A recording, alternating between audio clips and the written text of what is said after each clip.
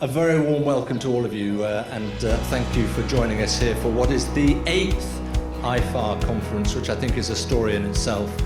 This morning, I think most of you were at Sapporo Racecourse for a wonderful display of the sort of efforts being done by the JRA, and I think that certainly helped me to understand more fully the way in which these things can, and I would have to say must change, I think, for the sake of the racing industry in particular.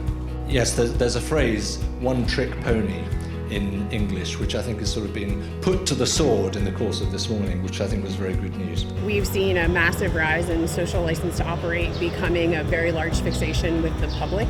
So aftercare has grown in importance to me because it also serves to show the public that we are taking care of our horses both on and off the track. And this is what I tell everybody, you start with one horse. It starts with one horse that you can impact, and that impact is a trickle-down effect. Because the more people know about the programs you operate, either the Kentucky Horse Council or elsewhere, people will begin to turn to you and ask for assistance, and that's how we start to change. We don't know what we don't know, and being able to get everybody to understand what was the best ways to be able to support our horses, to give them long and healthy second careers, and also to ensure that they have a good life.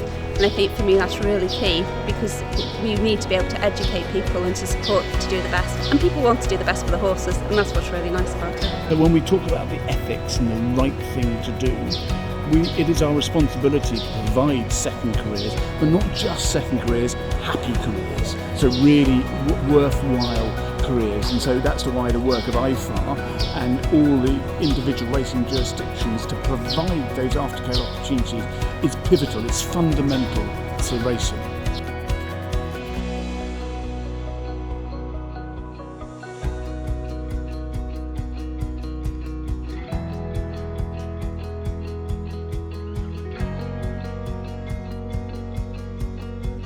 We've got a lot to get through, a lot of presentations. We'll have a panel session at the end. I'd love you to contribute questions from the floor towards the end, so hold on to questions as we go along. その後のやっぱ馬というものがどうなるんだということで、日本の国民の皆さんはもうすごく興味を持ってます。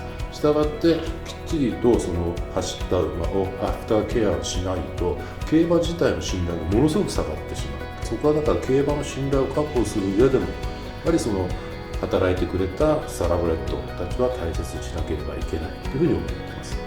Aftercare is incredibly important. My day job is I'm Programme Director for the Horse Welfare Board. A key part of our strategy, A Life Well Lived, looks at traceability, looks at aftercare. Aftercare is important not only because as an industry we feel it's important that these horses have other careers that they can successfully and do successfully go on to. But beyond that, it's in terms of the retention of our social licence, it's what the public accept. We wanted to that many retired racehorses be active in the future and in many places in Japan. In Hong Kong, we've just grown up with thoroughbreds being part of, learning to ride, and that's become a real norm, which is great.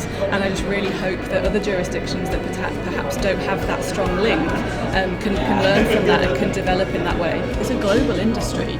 Horses are globetrotters, and Hong Kong is so geographically constrained that unfortunately we can't keep all of our horses in Hong Kong. So we've got absolutely fantastic partners around the world, and that's where our growth has been. That's where we've formed these official partnerships with New Zealand Thoroughbred Racing, Racing Victoria, to really support each other. In closing, I would once again like to express my sincere appreciation to the team at the JRA. Thank you for your attendance, and I hope you have a very successful week at the Asian Racing Conference.